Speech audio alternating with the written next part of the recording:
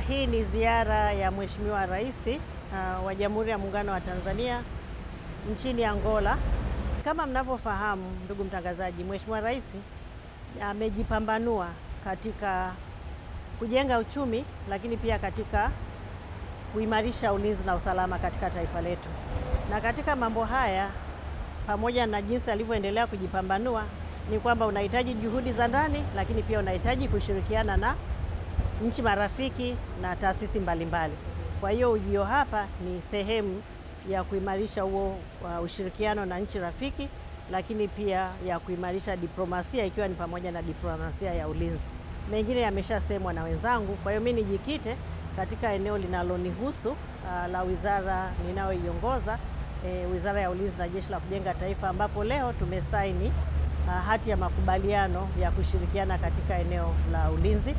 Hati hiyo inatupa fursa ya kuendelea kushirikiana kwa sababu tunashirikiana. Sisi wote ni wanachama wa SADC, tunashirikiana katika SADC. Sisi wote ni wanachama wa Umoja wa Afrika, tunasaidiana katika Afrika, na katika ulinzi wote tunashirikiana kupitia Umoja wa Mataifa katika peacekeeping mbalimbali.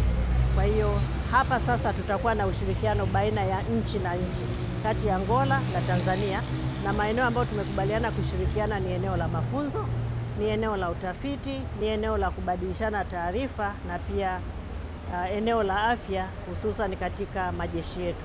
Kwa hiyo haya ndio makubwa ambayo tumekubaliana kufanya, na matarajio sasa ni kwamba tutaimarisha, kwa sababu tumeishakuwa na mfumo, yani framework ya kufanya shughuli hizi. Tutaimarisha huo ushirikiano wetu, na pia imarisha diplomasia ya ulinzi baina ya nchi yetu na taifa la Angola. Kama unavyoona, maeneo yako kadhaa. Kwa hiyo tulichokubaliana, katika maeneo kadhaa huwezi kuanza yote kwa wakati mmoja. Kwa hiyo tulichokubaliana na tunachoenda kufanya, na kimeainishwa katika Memorandum of Understanding, kwamba tutaandaa mpango wa utekelezaji. Kwa hiyo timu zetu zitakutana mara moja, zitaainisha tuanze namna gani, yapi maeneo ya vipaumbele, na tukishaweka huo mpango wa utekelezaji tutaanza utekelezaji bila kuchelewa, kwa sababu ni maagizo. Tumeambiwa kwamba mara moja tuanze utekelezaji, na Mheshimiwa Rais amesisitiza kwamba tusiwe tunasaini hizi hati za makubaliano tunaenda kuziweka kwenye makabati. Tukisha saini tunaziwekea utaratibu, tunaanza kuzitekeleza. Nimekubaliana na waziri mwenzangu kwamba baada ya hapa tutaanza kuweka mpango wa utekelezaji. Kwa jina naitwa Gilead Terry, ni mkurugenzi mtendaji wa Kituo cha Uwekezaji Tanzania TIC. Leo tarehe 8 Aprili mwaka 2025 kumekuwa na tukio la kihistoria hapa jijini Luanda nchini Angola. Na kufuatia ziara ya Mheshimiwa Rais wa Jamhuri ya Muungano wa Tanzania Dr. Samia Suluhu Hassan nchini hapa, kituo cha uwekezaji kimesaini makubaliano Memorandum of Understanding na wenzetu wa hapa taasisi ya IPEX. Na taasisi ya IPEX inashughulika na mambo mawili. Jambo la kwanza ni ukuzaji wa uwekezaji wa sekta binafsi, lakini jambo la pili ni ukuzaji wa biashara au mauzo nje, kwa Kiingereza export. Na mashirikiano yetu yatalenga zaidi maeneo manne.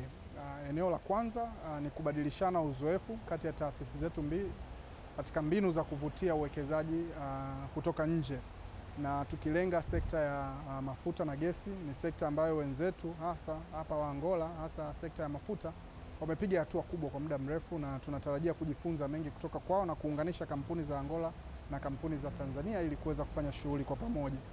Lakini eneo la pili ambalo tunaona fursa kubwa ni eneo la biashara kati ya nchi zetu mbili. Biashara hasa biashara za chakula. Hapa Angola ni nchi ambayo wanaagiza chakula kutoka nje takriban dola bilioni 3 kila mwaka.